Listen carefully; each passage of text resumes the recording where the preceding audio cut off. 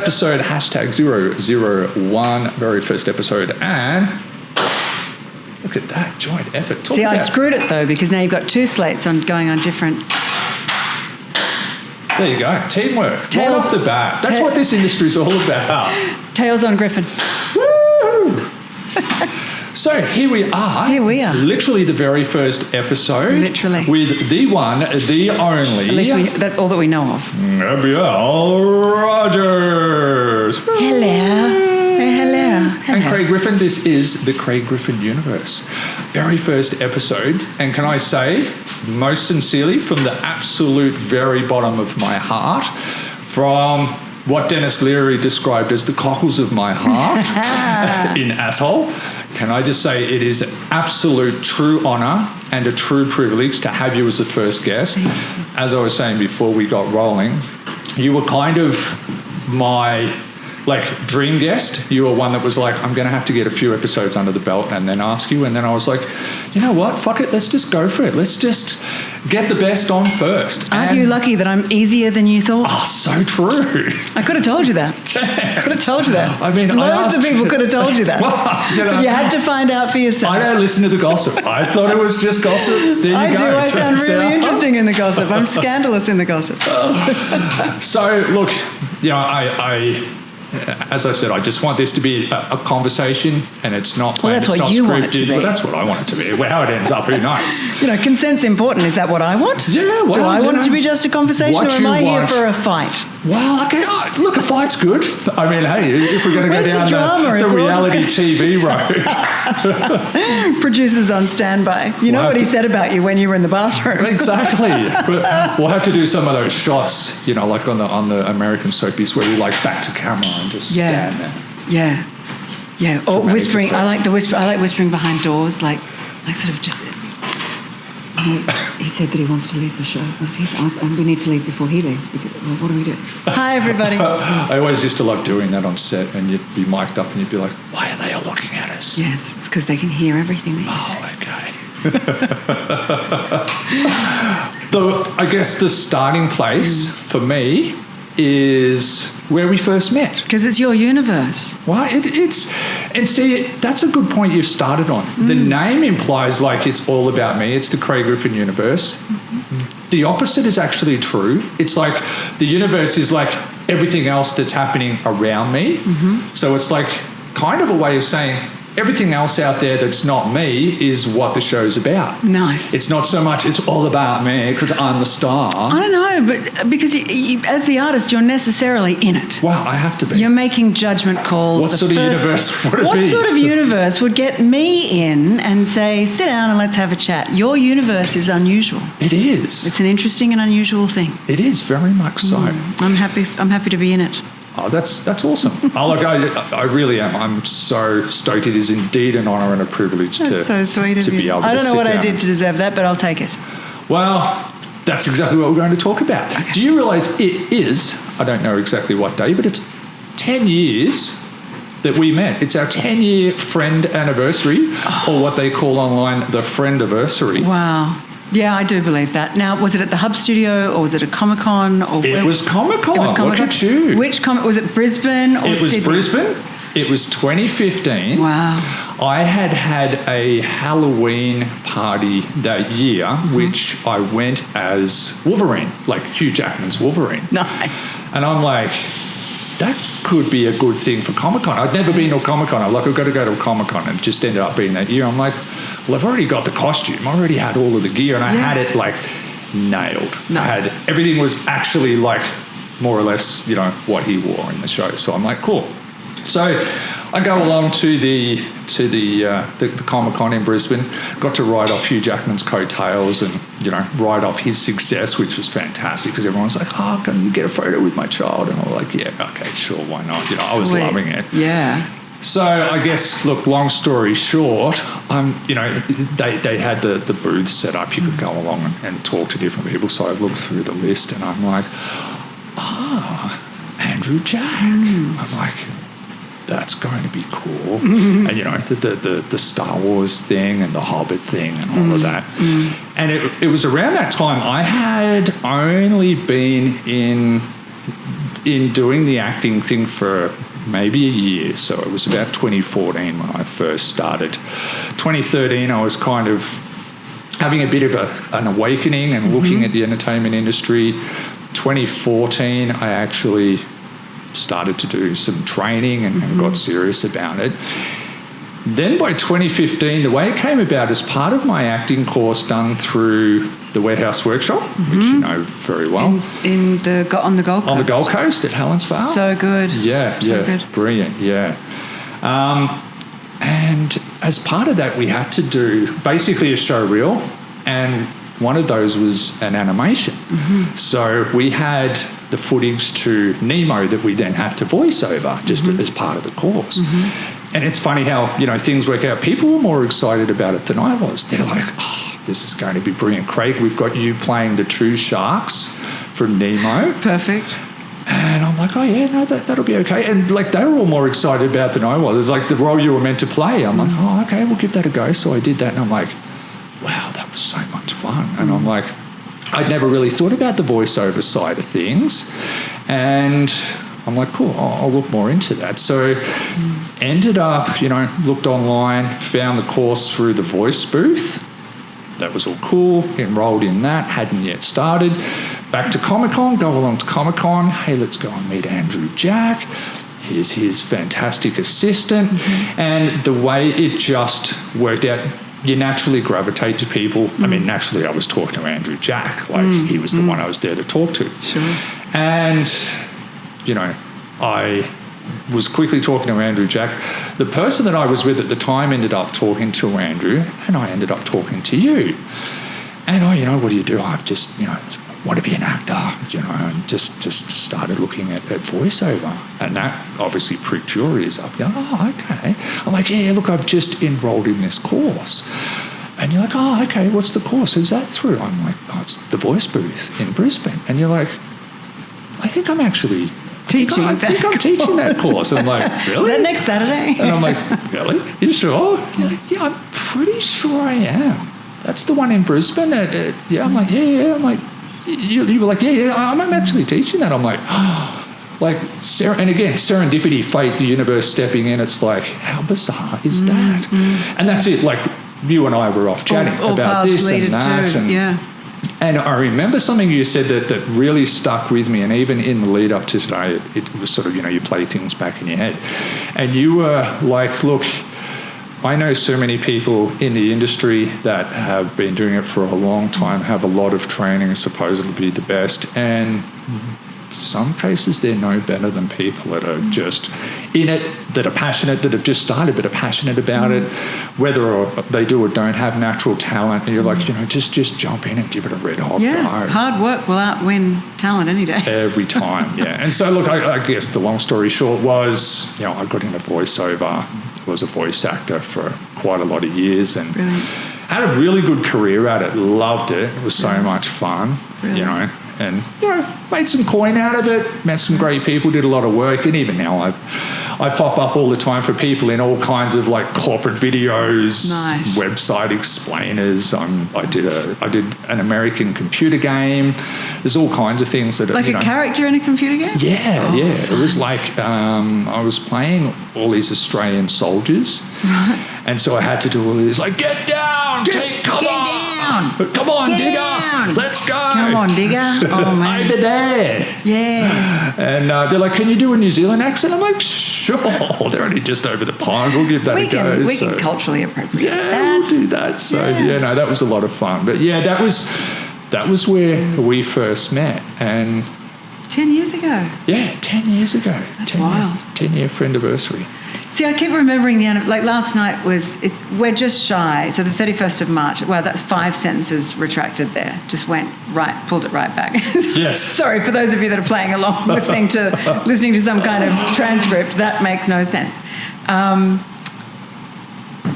In a few days, it'll be the anniversary of 5 years since Andrew died. And I've been thinking about that number so much. We had a little gathering here of friends last night and lit a candle and had a cry and did that, and which was really beautiful. But I keep forgetting that was just when he died. There's the 6 years before that I spent with him when he was alive. Like, it's just, I've compartmentalized his death so well just to get through the last 5 years and everything else that went on in that time that was also cataclysmically challenging. And so hearing you say that this was 10 years that we were there doing that, and Andrew and I were in full flight of our relationship by then. Like, we were already arguing like a married couple by then. And so it's really lovely to remember that this man had such a big part of my life, and I had a little bit of his, and I'm so grateful to everything that he showed me and everything that he taught me and everything that he gave me, and I'm so grateful for the time that we had together, and I always will be, 100%. I always will be. It's just I can never thank him enough. But which is why the documentary, we're developing a documentary about his life and his work and the work and crew life. And so exciting. Yeah. We've partnered up with a beautiful producer in Sydney. Oh. And I can't mention any names, but I'm very excited. So, and look, this show is not even long enough to be able to give him. We could do, you'd have to do a whole documentary. To pay the credit, where the credit is 92 due. minutes of feature film, absolutely. Yeah, definitely. Yeah, and that still won't be long enough. It's going to be a highlights. It's going to be a highlights reel. There's got to be a sweet spot there. But it'll be good because it won't just be about him. It'll be about all the other great voice teachers. Yourself included.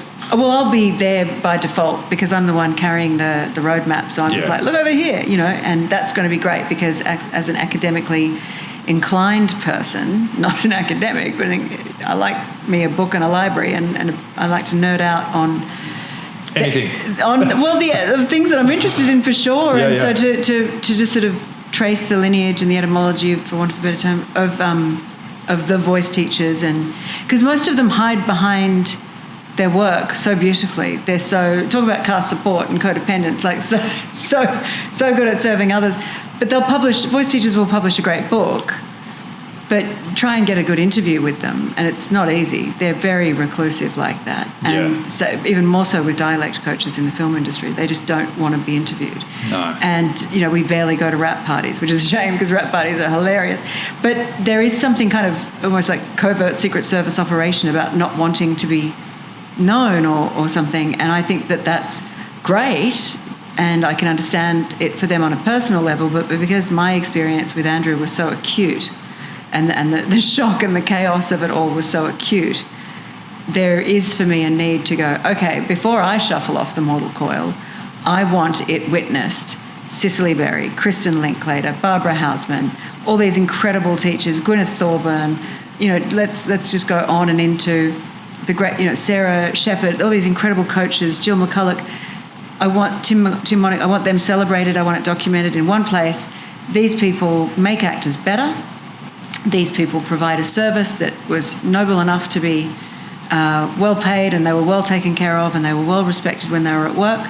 But the sacrifice that they contributed to be in that chair all day, every day for work, for a lot of them was really complicated, and there's a lot of mess around the experience of being peripatetic like that. Yeah. But let's just take a moment to say, well, that's on you, buddy. Like, nobody put a gun to your head. No. There's a complicity there. But also, isn't that great? And how interesting. And, I didn't know that that's how you made the letter T with the tip of your tongue and the alveolic ridge. And I didn't know that that was dentalized in American. There's no singular documentary about this or book about this. And that's why I am determined to get this film made. Yeah. And I know from my perspective as someone who came in to the industry, I guess most people don't, but had no background, had no even concept or understanding of what it was about, other than, that looks cool, I like that voiceover thing, let's try that, that'll, give that a go. And a few people said that, you'd probably be okay, and your voice is kind of okay. And then you start down that road, even, when I was doing my acting training at the Warehouse Workshop. And they're like, you've got that classic Australian thing where, you tend to not move your lips too much, and you sort of got that little... And I'm like, what? What are you talking about? I don't have any of that. What are you talking about? That's nonsense. And then it's not until you learn what you're doing wrong that you go, Well, wrong is a big one. I mean, everybody has an accent. Yeah, yeah. You know, there's not one right one, and there's not one place where someone doesn't have one. No. So we all do. Yeah. And I like the Australian accents. I think they're fantastic. You know, I come from Kalgoorlie. Yes. And my whole family barely moves their mouths when we're communicating at each other. So like, oh, yeah, how you going? Yeah, There you no, go. no worries.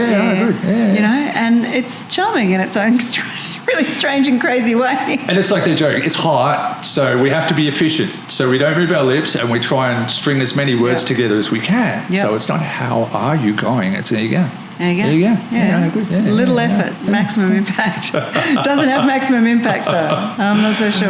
Not so great for if you're on camera or if you're on the microphone. Not a verbal culture, Australia, as much. No. Yeah. So, you know, you learn the things that you taught me, resonance, using and all of these things that, and like, it blows me away. And again, we don't have long enough to talk about it, but so many, going back to the voice booth course in Brisbane. Oh yeah. You know, I remember meeting you at the front. That great studio, Alchemix. Yeah. I've done so much in Alchemix. I did the Audible. There's more to imagine when you listen.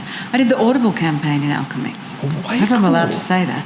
They're so great there. You can say anything. Shout out to Alchemix and to Andrew Nolan, the sound engineer. 100%, and voice booth. So great. Yeah, great. Literally, I mean, apart from some training at the Warehouse Workshop where, as I said, you know, we did the Nemo clip and that was all part of the initial training, but voice booth and the training through you was actually my first real taste of it.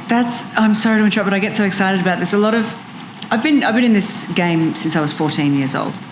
So quite recently. Thank you for noticing. So from the age of 14 to 28, I was an actorian. And then after that, I switched over to the other side and have been a voice and dialect coach since I was 30, 32. So... Again, not all that long. Again, just yesterday. Yeah. So why do I mention that? Oh, yeah. So back in the day when I would have young people or parents come to me and say, oh, you know, she's very talented, where should she study?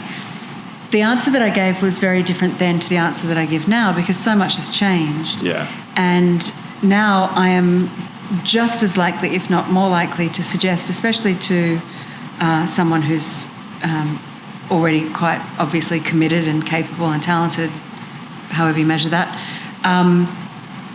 by saying to them, just go and do a short course, just go and do a workshop, and it will give you just enough to know what you don't like and what you do like, and then after that you can become selective, get a private coach, have a couple of classes. I read an interview with the beautiful, incredible, brilliant Margot Robbie, who I've never met or worked with, and she said that when she was cutting her teeth as a young actor, she would spend all her money on dialect coaches and acting coaches, and I thought, you go, girl. Thanks for the shout out. Yes. Because, you know, she works with Liz Himmelstein, who's a genius dialect coach in America, and Margot Robbie's work in dialect and acting generally is flawless, just unbelievable, and I'm such a fan. And to read that a young her was investing the money in that craft makes so much sense, because when people begrudge the cost of a workshop or a coach, I can't help but remind them what a degree costs. 100%. Yeah. And all the hours that you can't earn a living while you're earning that degree. Like when we were back 1900 frozen to death, you were never my age, right? But when we were cutting our teeth, you weren't allowed to work. You could wait tables on the weekends, but you couldn't go to auditions or do any acting or anything. No. For 3 years, you were locked up in tights, running around talking to yourself. 100%. There was no other way. Yeah, and again, that's before my time. I didn't go down the. I did a degree, but not in this industry. Yeah, you don't need to do that now, because everything is so much more accessible. Yeah. Now, is it not valuable to run around in tights talking to yourself for 3 years? Of course it's valuable, but only if you're, 19 and you're a bit lost and you don't know what you want to do with it, or if it's what you want to do, and then go find out in tights. Yeah, for sure. Or if you come from an environment where you have no support and no encouragement and no network, and you need those academies in a way to support you through your craft learning and keep you safe and healthy and well until you're ready to graduate and get an agent and go looking for work. But for everybody else who's, half smart with an iPhone and is kind of, a little bit resilient, you can get what you need to know what you need to know to do the acting thing. Yeah. As long as, in my professional opinion, you remain curious about the acting thing. Why not? Yeah, why definitely. not? Yeah. The internet, Yeah. I was going to say the College of Google has been very handy for a lot of people. It's uncomfortable and it feels like I should be ashamed to admit it. Having said that, as a compulsive student. Like I'm always enrolled in something. Like it's a problem. I really wish I'd stop. I really wish I'd just read a book and enjoy my time. 100%. And to your point, I can actually remember you saying that to me. I remember coming on to so many of your classes. And I remember coming to, I think it was probably the last class that I did. Was this the drop-in classes? No, this was one at the warehouse. And it was I think it was like a day course. Okay, yep.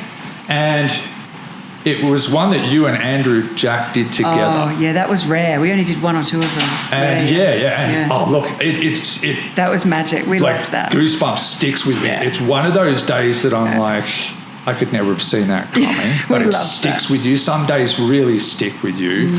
And I remember you saying to me on the day, like, why are you even here? And you literally said to me, like, you could be take this course. You should be standing up the front taking this course. Absolutely. And Andrew was standing next to you. I believe he was on your right to the left.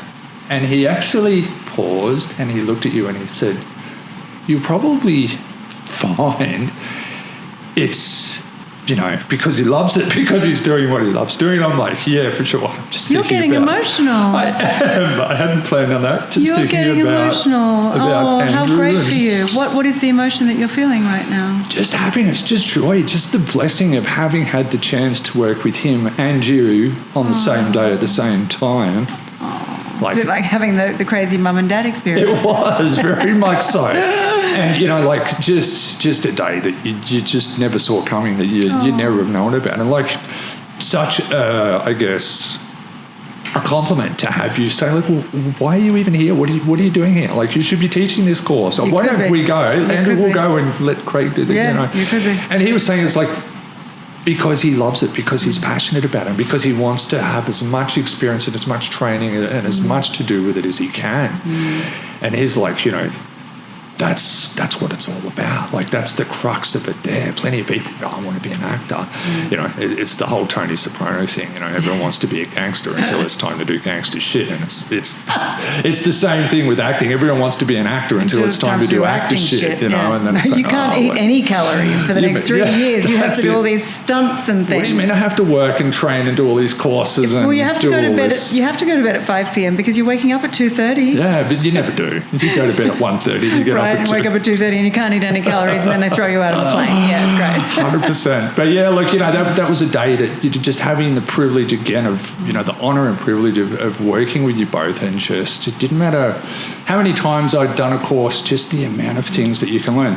Feeding back to what you were saying about should you do a degree, should you not do a degree, I think the thing is that as long as you're doing something. Oh, yeah. If it charms you to do a degree, do the degree. Yeah. My God. I've got a couple. They're fantastic. Yeah, they look great on the wall. And the doing. Yeah. If, as you said, until they want to do acting shit, until they want to do, what it was, the original one? Yeah, everyone wants to be an actor until it's time to do actor shit. And you got that from? The Sopranos. That's the Soprano Everyone wants to be a gangster. I love that so much. Till it's time to actually do gangster shit. If you love doing the gangster shit of going to the studio in tights and eating canned tuna and brown rice for the next 3 years, fucking do that. I loved it. Yeah. Loved it. Yeah. I mean, I was a wreck, but I needed to be, because I think, like a lot of people, acting, whilst it isn't therapy, and let's be really clear there, it can be very therapeutic. Yeah. And for me, there was so much self-help and personal development that I accidentally got through the engagement of the acting process that I didn't know I was going to get. I just thought that I wanted to express myself and have impact and be important and carry these great writers' stories and affect people with them and stir people's hearts up to make them better and help us all have important conversations. What I didn't realise, that in the act of learning how to be an actor and then further again still learning how to serve actors, I'm learning so much about myself and myself in the world that I never knew. And I've had more therapy than I've had hot dinners. Like, I've had so much therapy, and I'm talking high grade, like psychiatry, because I'm expensive and I'm impatient. So I'm like, I need answers. It's a hell of a help me out, right? So I'm not saying that it will help you, therefore do it. What I am saying is that if you can rise to meet the mirror that the acting process keeps throwing at you, then you will obviously learn so much about yourself. And in that process, I would hope, inevitably, become a better person for the people around you. Amen. And I couldn't have summed that up any better. Right. And that's why there is only one Gabrielle Rogers. Oh, like that. So sweet. If I had I couldn't have written that, but that's what I hope this is all working. That was good, was it? That was exactly my point. That's exactly what it's all about. And that's, spoiler alert, for anyone who's considering acting or the entertainment industry in general, little spoiler alert, you won't know this going in, you will learn far more about yourself. Socrates, know thyself. You'll learn far more about yourself than you will ever learn about the industry or acting or the craft in any way, shape or form. That's the real lesson. What a blueprint is yourself. Oh, what a blueprint.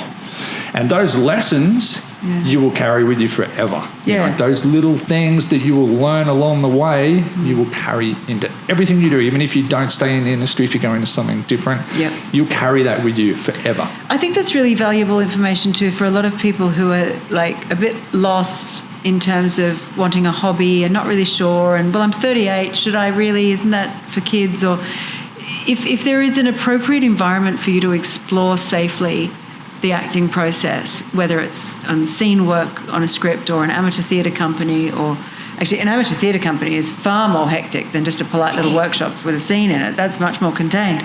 But I would always, just piggybacking on what you're putting down there, that I would always encourage someone to do that if it charms you, because if the facilitators of the opportunity are any good at what they do, they will know that everybody there is working on different assumptions and different levels of awareness as to their process and to what's expected and what's required. So some people are there are literally to finesse one aspect of their acting craft that they want to work on. Like they're that niche, they're that developed in their awareness. They just want to work on their vulnerability, or they want to work on their breath, or they want to work, and they'll go into that workshop specifically with that point of focus. Bully for them, that they're expert, that's great.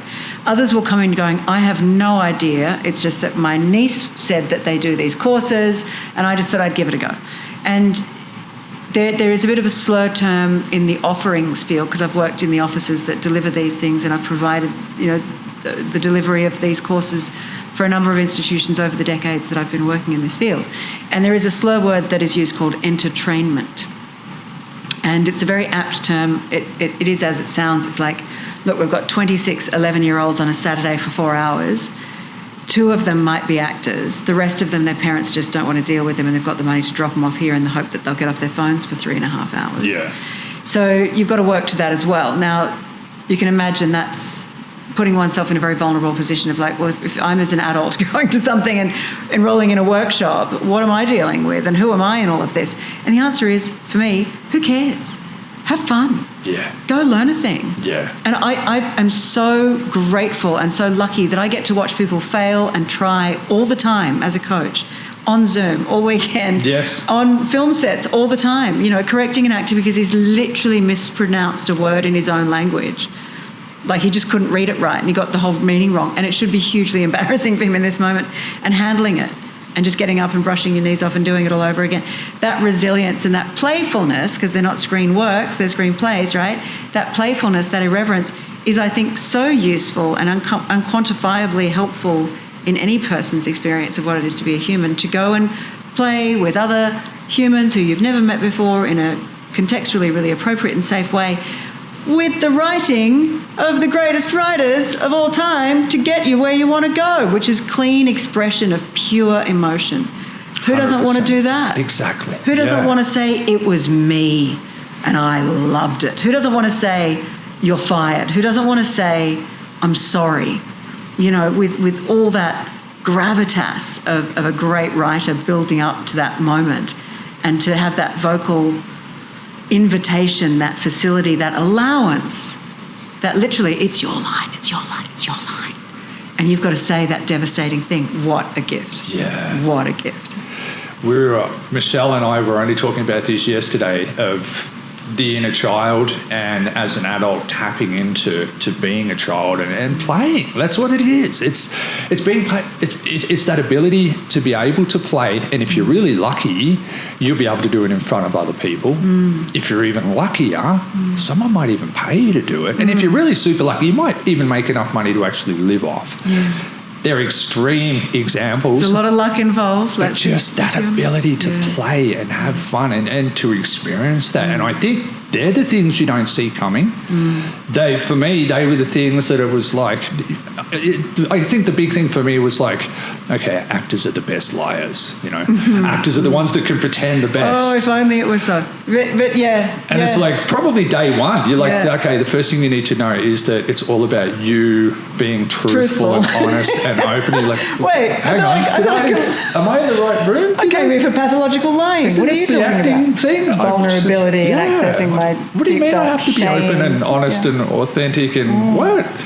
Like, when did this happen? Is this a new thing? But, you know. Yeah. We have a little saying on set sometimes of, you know, especially with the higher numbered actors that are living the dream and like always happy I could do this all day.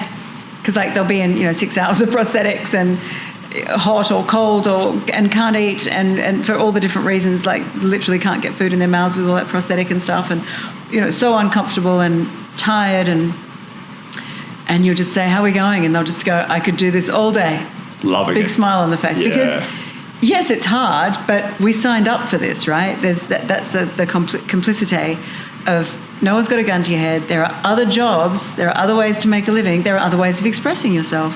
Write a haiku, you know, write a haiku, spray paint it on your local building and go to jail and then have a fight in there. I don't know, you could express yourself that way. Yeah. Please don't go to jail. But do write the haiku. And do it Banksy style beautifully somewhere where someone will enjoy it.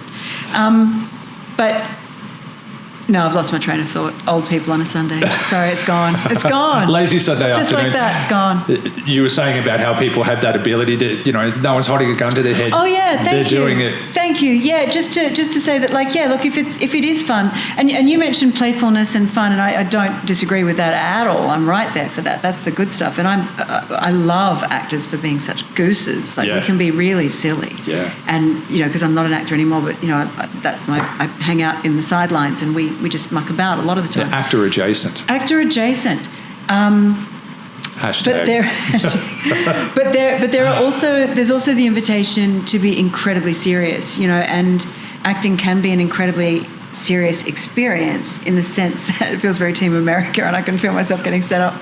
But Matt Damon. Yeah, Matt Damon. But in a safe environment, in an appropriate environment, allowing oneself to explore the deep and devastating emotions and to connect with an audience through showing your shame or throwing yourself into the turmoil of chaos and not knowing what you're doing, and allowing that to be a shared experience so that we can all watch your chaos and not know how to help you because you're spinning out, and to be able to create that is wild. Like, it's bizarre. It's so inexplainable. Wild. Right? It's King Lear. It's wild. And it takes us somewhere that is so quantifiably valuable. Like I hand on heart, suicidally depressed as a young person in my 20s, very complicated young person, very, very sad and upset, would drag myself to the theatre, drag my $15 across the counter that I, worked hard for, and I'd drag myself into that theatre, and I would leave there completely filled with hope. Yeah. No matter what. Never, ever regretted going to the theatre. Yeah. Not once. Always came out better. Usually sans mascara. Yes. But that catharsis of sitting with, and in my generation it was Kate Blanchett, Noah Taylor, Geoffrey Rush on stage, Belvoir Street, Company B, every night, every week, Richard Roxburgh, like Jacqueline McKenzie, these, Carol, all these incredible actors, Judy Davis directing, Colin Friels, devastating. And I just am so grateful for that church, and now I'm completely addicted to Queensland Theatre Company. Like, I just won't leave. I'm a limpet. I'll be at every show they put on, because what's going on in that theatre company is so exciting. 100%. And Le Boîte, I don't get enough of, but I've been to a few at Le Boîte, and live theatre. Anybody, if you get the chance, get out there and do it. And again, workshops and amateur theatre. The attention economy of TikTok is so boring. It's so boring. Take a book, go sit by the river, go to the theatre. You might actually meet people. Go now and Google, what is my local theatre company? Yeah, go to your local community theatre. If you've never been, there's a good one in Noosa. Noosa? Yeah. Shout out to the Murwillumbah Theatre Company. Done a number of shows through them and just absolutely loved it. Nice. It's whilst it's still acting, and I'm saying this more for the people playing along at home, whilst it's still acting, it is a totally different animal altogether, and there is like, as you just said, far better than I ever could. The experience, it's just, whether it's in the show or watching the show, the experience is just, you couldn't even describe it. We can do our best, but you couldn't even describe it.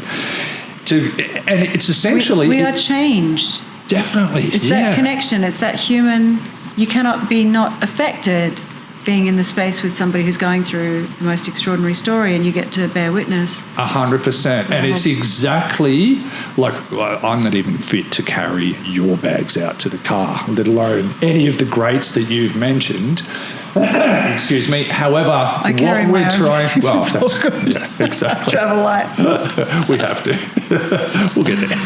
But the point is that it's exactly what we are trying to do here today, and it's storytelling. And it taps into that very primal, caveman prehistoric thing of sitting around the campfire telling stories, whether it was the rock art on the wall or, the passing of the stories around the fire. It's that retelling of a story that you may not have been privy to. And that's all it is. And that has evolved through Shakespeare, through theatre, through TV, through film.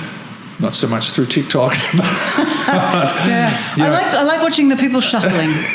That's right. I'm always amazed at the physics of that. It's fascinating. They all seem to have very big sneakers.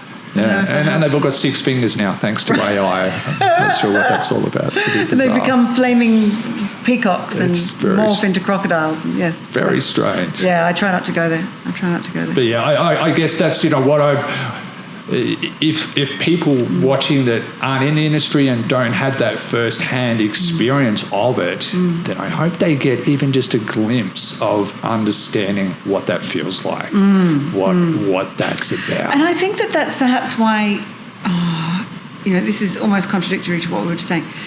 I'm about to say too many people think they can do it, right? Okay, so that's an inflammatory thing to say. Too many people think they're actors. What do I mean by that? And I completely stand by, if someone wants to go and do a workshop or go to the amateur theatre company or just go to be an audience in something and find out, then absolutely yes. Yes. Like, there's no gatekeepers here. There's no folder holders. There's no Nepo VIP passes here. We're talking straight up communications, bare boards and a passion. And that goes for film and television as well. If you're good, you will float. Don't let that Nepo baby shit frighten you off. Yes. Go in. The floor is yours. But there are a lot of people who seem to want to hang on to an experience that is no longer serving them well. And I see this in a couple of people, very rarely, but just every now and then someone will flag me and I'll just kind of go, I'm worried about this person's hanging on to all their eggs in this basket. That was me. I had all my happiness eggs in the acting basket. Yeah. And even though my career was on the right trajectory and I was doing well, compared to all my peers, I was doing really well. I was tracking perfectly well, but I wasn't well in it, and so my experience of joy in it was not good enough for me to choose to keep going. So I was lucky. I found this other thing that I'm more devoted to, which is great. But people who don't know when to let go of something that's no longer serving them, and I think that's because when we look at acting, it's not like the cello. It's harder to measure. Like, I'm up there, I've got all the words in the right order, I'm doing it, I'm in the middle of frame, I didn't bump into the furniture. I have feelings, I watch other actors on screen having feelings, I have those, I want to express mine. again, that's completely valid. But when I work with people outside of, gainful employment, or sometimes even just on the periphery within, and they're a bit desperately hanging on to wanting it to work, but it's not working in terms of, and this is the important bit, their own litmus of what's success. Yeah.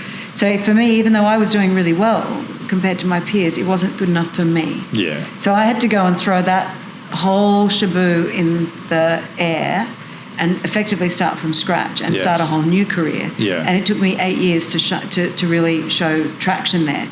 But that was my choice, and I was committed to that. And I wasn't even really that aware that it was happening at the time. All I knew was this made me happier, and I felt stronger in this than I did in acting. So that felt good enough to go with. But do you know what I'm saying? That, like, sometimes it's really easy for people to just flick through a magazine effectively and go, oh, well, I'm skinny, or I'm pretty, or I have feelings. And everyone tells me I'd be a good actor. Everyone tells me I'd be good on... I can cry on cue. Insert show here. Yeah, and that might be right. But also, if it's not working and you're not happy, let it go. Yeah. Like, you're not going to get a medal for hanging in. I've been doing this for 25 years and I've slaved and I've sacrificed, and okay. Even if you're not happy, please. And in saying that, something else to do. And I do, and look, there's situations that go... I did. Definitely, yeah. And there's situations that go in every direction. There are some actors that have struggled for a long time and feel like they've got nowhere, and then just got that right show, got that lucky break, or just the stars lined Guaranteed, up. Guaranteed. Any actor like that you ask, they will often, if not always, say that something shifted right before then. Like they were just ready to throw in the towel. 100%. They were just, and that moment of irreverence, or do you know what? Fuck it, I don't need this. Just throw caution to the literally wind. makes them the most interesting person in the room all of a sudden. That was the change. Right? Yeah. What's that great actor in Breaking Bad, Bryan Cranston? There was a wonderful interview with him, and I'm not sure about the timeline, so please don't hold me to it, but he said he got it when he realised that going to an audition was not, dear sir, dear ma'am, please, can I have the job, please? Going to an audition was, well, I'm an actor and you gave me the ingredients and I baked this cake and there it is. And then that's that, and then I leave. And after that, I don't think about it again. 100%. My job is done. My job as an actor is to create a character, a performance out of the words that you gave me in the facts. And that's what I did with it. 100%. Next. Heard exactly the same Isn't thing it from wild? George Clooney. Really? When I was reading an article and he'd said exactly the same thing. Young George Clooney thinks the same thing as young Bryan Cranston. I was probably only about a year in, and the same thing. I was like doing the audition process and trying to get my head around it. And it is a strange animal to try and get your head around. But auditioning. I read this thing about, Clooney said, what you have to learn, and what I learned was that you go in, you give it your everything, you walk out, and you never, ever fucking think about that audition ever again. Oh, my God. Unless they call you and go, hey, loved it, you've got the part. Yeah. And unless that happens, don't you ever think about that audition That's again. so wise. You go in, you lay it all on the table, and then you leave, and you never, ever think about it again. And that's got everything in it, because laying it all on the table means that you devoted yourself to the 72 hours that you had, to the preparation for that audition outside of your, Ubering and your parenting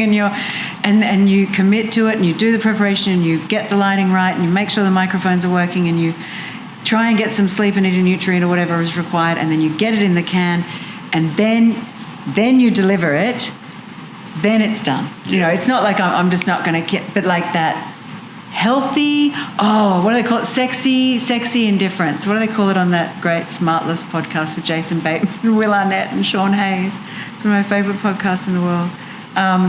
Sexy indifference. It's like that sort of, whatever. Yeah, whatever. I don't mind. No. But at the same time, you can only kind of be that offhand if you really know your shit. It's like, if you're the shit, you don't need to tell anybody you're the shit. Yeah, because I don't give a fuck, but I give enough of a fuck to give a fuck, but I don't really give a fuck. That's it. They can see it in the work. They can see that this person knows what they're doing.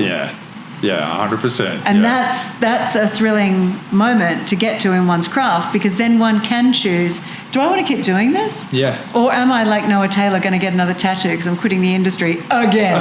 I'm sorry, Noah, if that's wrong. We've never met, but I heard that was part of your process. And I just think that, getting a tattoo every time you quit the industry and then getting the makeup artist to have to cover it up when you book another gig is hilarious. It's a metaphor. That's gold. I'm here for it. The greatest actor for me on the planet, Denzel Washington, I remember him saying a similar thing, but after you've got the role, is same thing. You go, you give it your everything, you lay your heart on the table, and then you walk away after you've shot or after you've done the live performance or whatever the particular avenue is. And then you let it go again. It's now up to the editors and it's up to the publicists and everybody else. You've done your thing, and again, it's that ability to go, give it your absolute everything, and then walk away and go, I'm satisfied that I've given my everything. It's now, it's out there. It's beyond me. It's a collaborative thing. It's Craig Griffin's universe because there's something military about the film process. We use a lot of the same terms. We use the NATO phonetic alphabet for the camera terms and things. And there's a lot of copy this, copy that, copy you, copy. We do a lot of that. There's a lot of efficiency, and systems and operations become very important. Comms are devoid of all niceties. It can be quite brutal. Baptism of fire. Baptism of fire. And I have so much respect and regard, and with all due respect for the people who work in the armed services, and my thank you to everybody's service. But 100%. I do feel that, completely. And I do feel that there is a wonderful similarity in cultural language, if nothing else, and expectation, but the way that in the film industry. But what I love about that too is that it's taught me so much, having come from an education and arts background, so sort of more academia, high school. I've taught 5-year-olds on a Saturday afternoon for 6 hours. When I was 21, I did a birthday party for a 1-year-old and their 6 friends. It was insane. They spent the whole time playing with a Twisties wrapper. Anyway, so I've been there, done that, got the T-shirt, ridiculous stuff. But working in an environment that is pseudo-military has taught me how little it is about me. Yes. But also how important my contribution is. Yeah, 100%. Like, I need to be on for 10 hours for that 5 seconds when I'm actually required. Yeah. That's pretty much the scope of my role, right? Yes. But I need to be there for those 10 hours because we don't know when that 5 seconds is going to be. 100%. So that sitting there waiting and being ready to act, and then knowing what to do when called to act in what is usually a very high-octane environment of millions of dollars turning over and everyone looking at you going, well, which is it? Yeah. And it's like all eyes on you and everyone's cranky and tired. And you're like, it's the neutral schwa valve. And they're like, okay, carrying on. It's insane. It's comic. But I love that I've had that, again, like acting taught me how to, be a human being.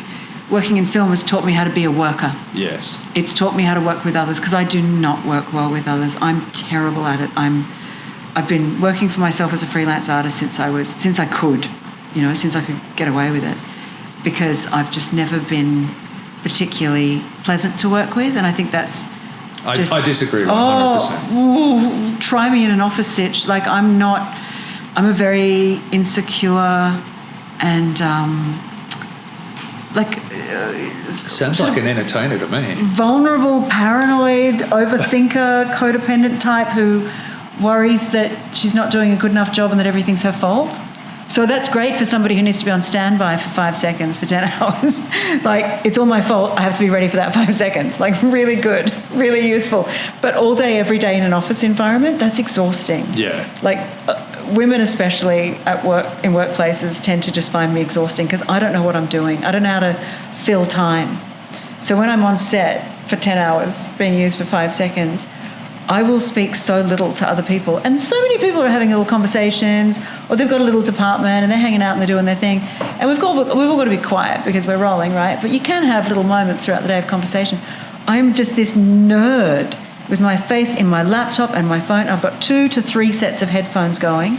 I've got a past client whose show has just come out and I'm listening to it on this one. On this one, I'm listening to the show that we're actually filming, which hasn't got any dialogue that I need to worry about right now, which is why I can justify this one. And around here, I've got the noise cancellers, and that's ready to go for a bit of research for something that I'm pitching for next Tuesday. So I'm just like so full and engaged and enriched with my work that I'm very happy to not work with other people. But when I have to, I'm really glad that I've learnt this quite military, and it's like hospitality as well, this quite military service provision of like, it's got to be done now. Yes. And there is no other option. No. It just has to be done now. We have to find a solution for now. Yeah. Customer is hungry. Yes. Film is rolling. Yeah. I love that. Because at the end of the day, cooker. it's a business. It's show business. Big business. You know, and there's a lot of, like you say, you know, it magnifies. There's a lot of money involved. And it's like, okay, I don't know. Ask Gabby, what's the answer? And you're like, literally. Yes, I am the expert and I have that answer. Here's your answer. And they're often roided up Hollywood executives and they're all looking at me like barking at me because they're scared too. They're scared that if we get it wrong, this actor's going to be pissed off. Shit flows downhill and... Yeah, and just for that 2 seconds, 5 seconds of every day, it's like, it's route. And, you know, for me, and I've spoken about this, well, again, Michelle and I were only talking about this yesterday, it's that thing where you have to just, it's almost an out-of-body experience. You stop and it's like time stands still and you take a breath and you go, it's all good. Internal conversation, it's all good. I've got this. The breath. And it just comes. The answer just comes. And it's because of your training and your experience and your personality and everything you are and the little voice in your head and everything just kind of mishmashes together.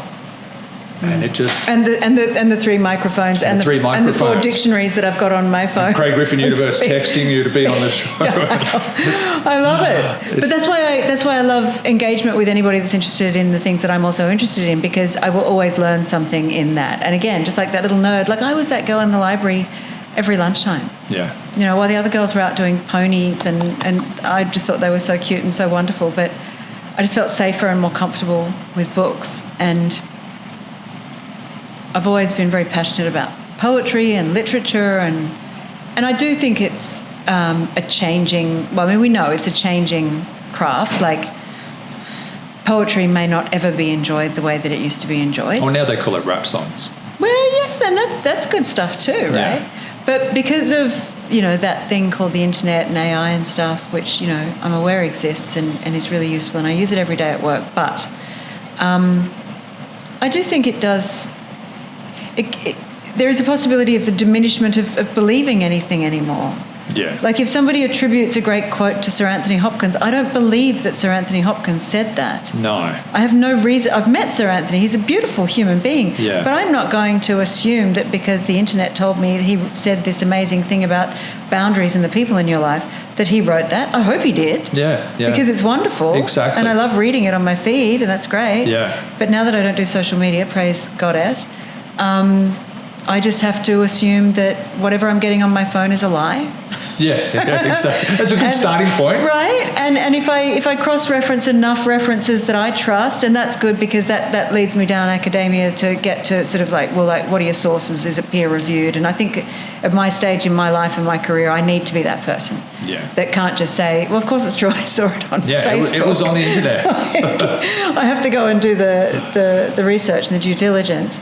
So things like dictionaries and poetry and, you know, original copies and first editions and libraries, and I'm really excited to get old. I consider myself now in my 5th act, and I'm really excited for it because I want to be that lady in the library with her pencil jotting down notes, and I can't promise I'm going to learn how to microfiche if anybody still does that, but that always overwhelmed me. How good were they? Oh my God, they were wild.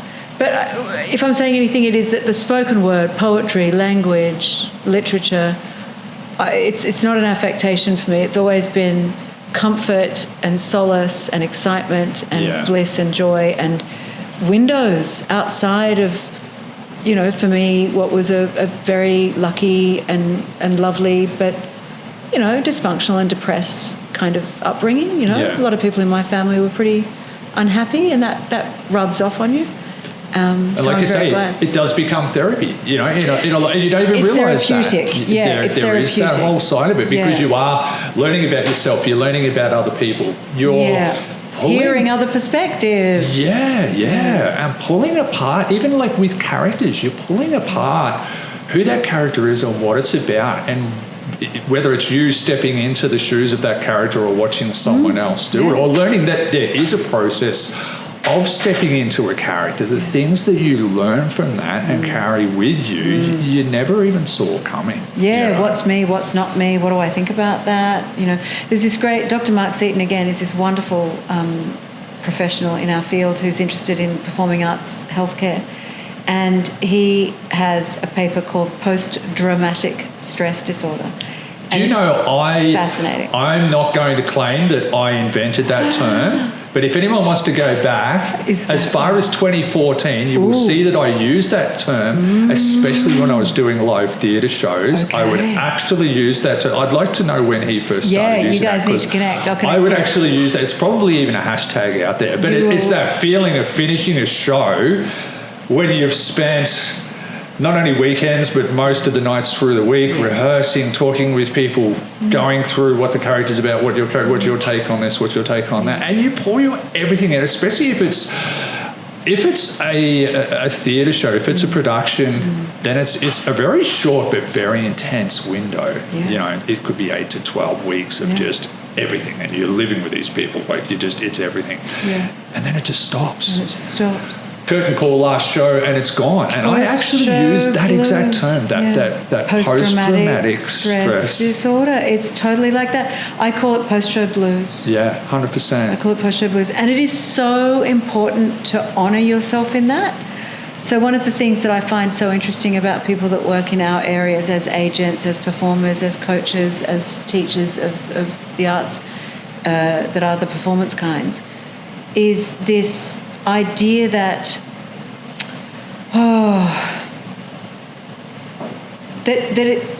you just have to take care of yourself in it. You just have to take care of yourself in it. You just have to take care of yourself in it. We keep saying it. There's so much empathy and there's so much awareness, but there is also an incredible blind spot in a lot of performing artists and a lot of the supporting and allied health professionals and educational facilities around them, to just keep going, and the show must go on. That great documentary, The Show Must Go On. Yeah. Great documentary. Yeah. Shout out to the beautiful individual who made that. I can't remember his name. He was a home and away actor, and now he works with the MEAA. He's brilliant. And the Living Up group, the mental health in the crew environments. This need to take care of yourself in it, and post-traumatic stress disorder, post-show blues, warm downs. I've instigated at Queensland Theatre Company as much as I possibly can when I'm working there. Warm downs. Love that. Warm downs. Because guess what?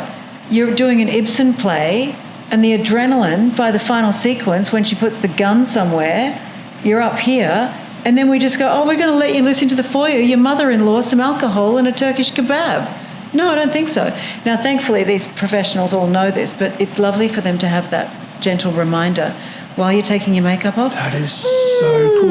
And again, to jump back to your comparison with the military, it's a little bit the same thing. And not to detract anything from what they do, I'm not saying this is like battle or going to war. But that same thing of being in the trenches and then, back into society now, and you'll be fine. You're at a battle and back into that.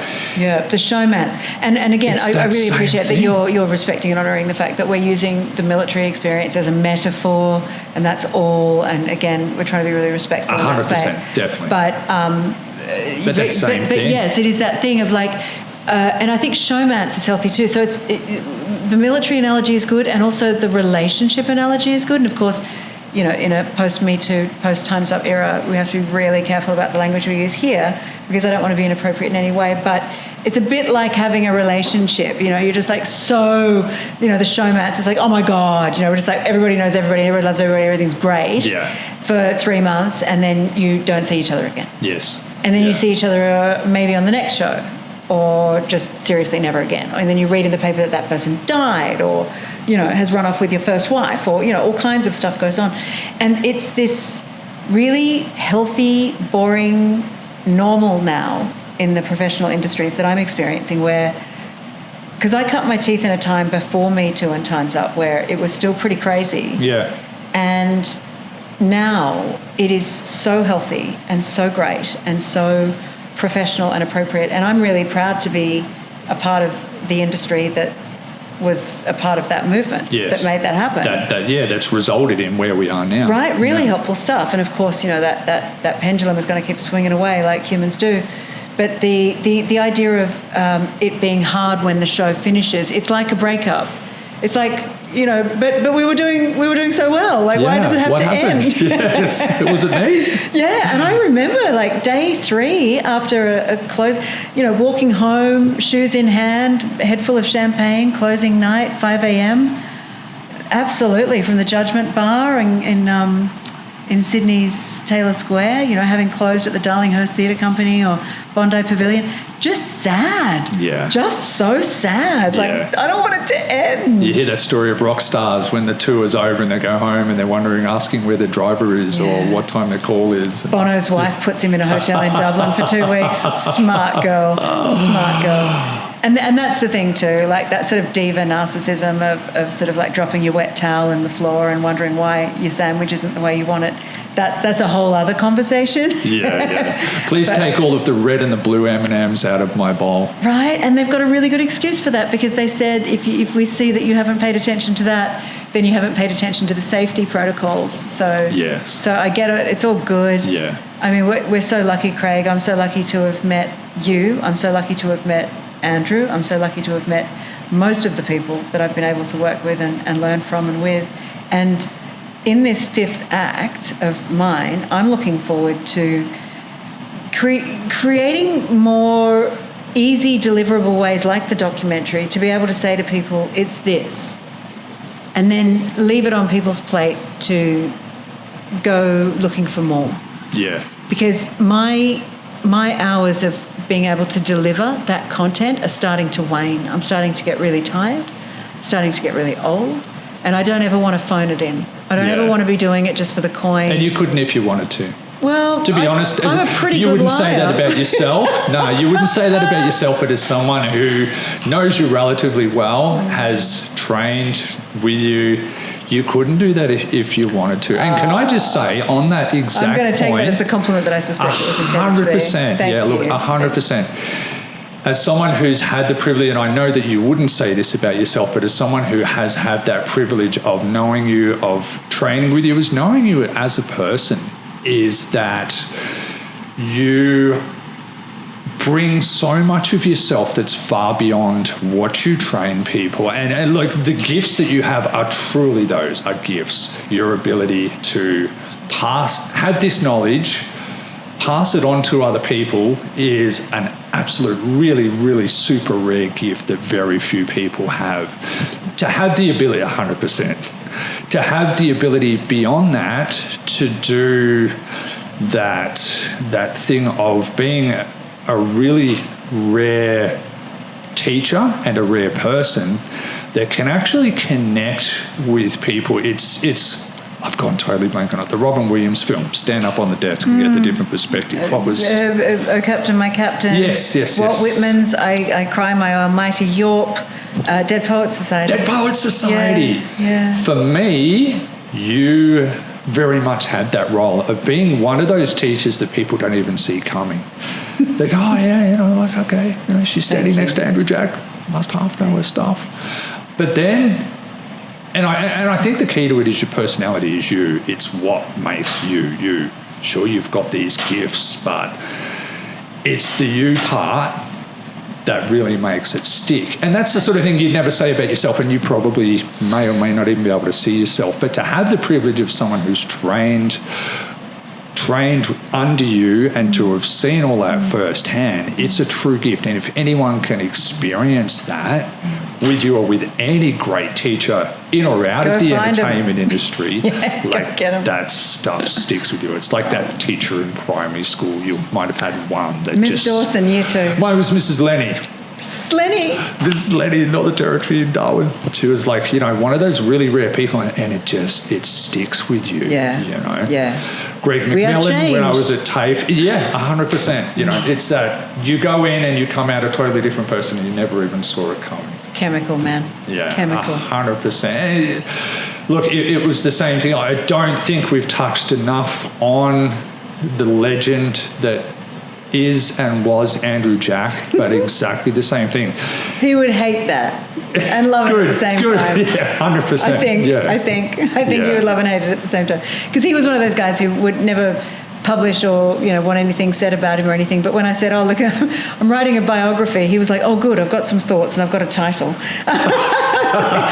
Here's some notes I prepared earlier. Yeah. And then when he said, well, why don't you talk to Robert about it? And so I spoke with Robert about it, and now Robert and I are talking about it becoming a documentary. So it's like, right, so even though you say you don't want to be the centre of attention, a feature-length documentary is okay. Yeah, okay. yeah. All right. Well, we'll do that. And if there's three parts, that. I mean, sequels, okay. Lunchboxes, T-shirts.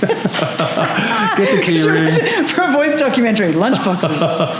No, it's not quite Avengers Assemble, but yeah. And that crazy close. paradox of someone not unlike yourself who is incredibly gifted but incredibly humble at the same time, and it's a very rare combination. I am the result of my experiences, and I'm grateful for everyone, and I'm very grateful to have a higher power, and that's only because of the people that have loved me and helped me get to where I am now. If that's a good thing, great, because I'm having a ball. Yeah. I'm having an absolute ball. And paying it forward and paying it back, because then you also then pass that on to other people. So. And it's Can't contagious. take it with me. This knowledge ain't coming with me. No. It's contagious. Then other people spread it on to other people. What I really love about you, Craig, is that in the decade that I've known you, you've never been sleazy. And that's rare in my game. Yeah. And I really value that. I really appreciate that. Because I'm, whatever. But it's easy for a big It's easy to be sleazy. It's easy to be sleazy, especially when you're a big brassy broad. It's kind of like a shtick that I can easily fall into, and that can be really fun, like it was with Conan O'Brien.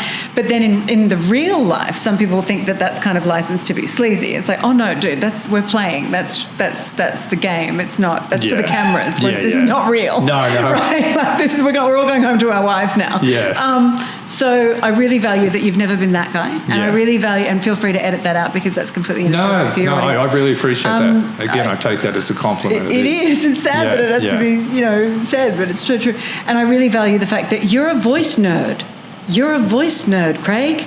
That's who you are. And I love that about you, because I also am a voice nerd. And if nothing else comes out of this podcast, that I hope we can turn one other person onto being a voice nerd too, because it's a gas. It is. We are the punks. Do it. Like the movement people and the stunts people, they're all drinking green juices and getting an early night. Dude, we are on the dance floor. We are eating all the things and drinking all the things and having a whale of a time. 100%. And guess what? We sound good when we do it. And they're the best of the best. They are the elite. They are the 1% of the 1% of the 1%. They're right like down the bottom. The inner sanctum. Right down the bottom, like the grid at the bottom of the percolator. Definitely. No, that's very kind of you. And look, it is one of those industries. It does have its upsides and downsides. But, again, it's coming back to what we were saying at the very start. It's about just that tapping into the you and the authentic and being genuinely you. In or out of this industry, if you can surround yourself and interact with other people that are the same, but most of all, be that way yourself. Yeah. It's about being in any given situation and just having a pretty good idea of who you are and what you're about. This is again, I credit you with having an emotional intelligence and an emotional sophistication that, frankly, I've only ever seen in women. Well, thank you. That I say that with is one of the biggest compliments I've ever had. Right, you're welcome. Because again, my girlfriends and I, we're all doing the work. We're all self-examining. We're always in therapy. We're always, which part of this is me? We're 12-stepping it. We're doing all kinds of things to try and understand how am I the problem? How can I make things better? And at the same time also too, how is somebody disrespecting me? And when do I need to stand up and say, that's not okay? This is not right. And you have always had a really intelligent litmus for that balance. Yeah. And I can imagine that in your family and in your circle with your friends and at work, you possibly are looked to a lot to provide the litmus of how are we all going culturally and how is this all tracking. And I hope that your voice is heard with respect and acceptance, because you do have a very good litmus, I think, for, things don't feel quite right here. You're very sensitive, is my intuition, knowing you the way that I do. And I think that is an undervalued skill, and I hope that people hear it. When you articulate it. That is really, really kind. And I accept that for the compliment it is. And I do think I'm very fortunate, having growing up in the time that I did, being Generation X, I've seen all of the extremes. We are hilarious. I love being us. So lucky, really, really lucky to have seen Oh, we're getting the wind up. We're getting the wind up from your producer. She's fierce. She is. She's tough. She's on my side. She is. She knows I've got a massage booked. It's the sisterhood. Yeah. But you know, having seen from the good old days, which in many cases were the bad old days. Yes, depends what your experience was. 100%. You know, we were very fortunate to have seen what happened before, to have seen where we were in the middle, and like you spoke about the pendulum of, you know, where things have also swung a little bit the other way, you know, and we do struggle as human beings to find that balance. And I personally believe balance is the key to the universe. It's the key to everything. It's finding, and I don't mean the middle, but I mean where the true balance actually lies for you. Standing on water, right? Like, you've got to find the board beneath the feet to find the thing, to go and it's never going to be static, right? No. You know, it's about where the balance is for you, you know, and only people know that for themselves. But every case is different. Yeah, every case is new. 100%. Yeah, and I think at the moment, we are heading back the other way, but I think the pendulum kind of went a little bit too far, and I think we lost a little bit of the side of keeping it real. But I don't know why it is, but as humans, we do this crazy pendulum thing. And that's also the clickbait and all that. 100%. But let's not talk about the internet, because we're better than that. 100%, even though this will be on the internet. Where would we be without it? Do you know, the internet's really bad for the environment? So as an ecologically... I'm trying to find excuses to stay off. But no internet was harmed in the making of well, that's very important. That's good. I'm glad no internets were harmed. Craig, it's been an absolute joy and a pleasure. I have to go and have a massage now because I'm so hardworking. Exactly, and it is Sunday. What else do you do on a Sunday afternoon? I mean, we moved into this house a week ago, and I'm so proud of everything that we've achieved, but my fascia is fucked up. Like, my fascia is a fuck it up. It's all fucked up because I do all this Feldenkrais and I do really good stuff with my body to take care of myself, and I eat really well. But moving house, there's nothing healthy about that. It's just dust and stiffness. Well, I think they say that it goes something along the lines of the death and then divorce and then moving out. Yeah. I think that's the order. Hey, listen, I've had all three of those in the last 5 years. But what do they say? I'm going to get me a massage. If it happens to someone else, it's comedy. If it happens to you, it's tragedy. You know, that's the balance. Hey, look, again, I've said this before, but I say it for a reason. It's, you know, the honour and the privilege to just be able to sit down with you. And look, I'm so guilty of letting time get away. We should have done this, not as a podcast. We should have sat down and had coffee long ago. That's on me. That's my bad. Life and COVID and all those other crazy things that get in the way. But I get it. You know, it's been an honour and a privilege, and I hope we get a chance to do it again. I'll lock you in now for hopefully somewhere in between, but if not show 100, I'll lock you in for show 100. I look forward to show 100. And as many other episodes as I can possibly talk you into between now and then as well. But thank you so very much. Craig, thank you. You're so welcome. And to your team, amazing. Thank you. Thank you. We'll do it again. I look forward to it. Cheers. Bye for now. Thanks. Bye.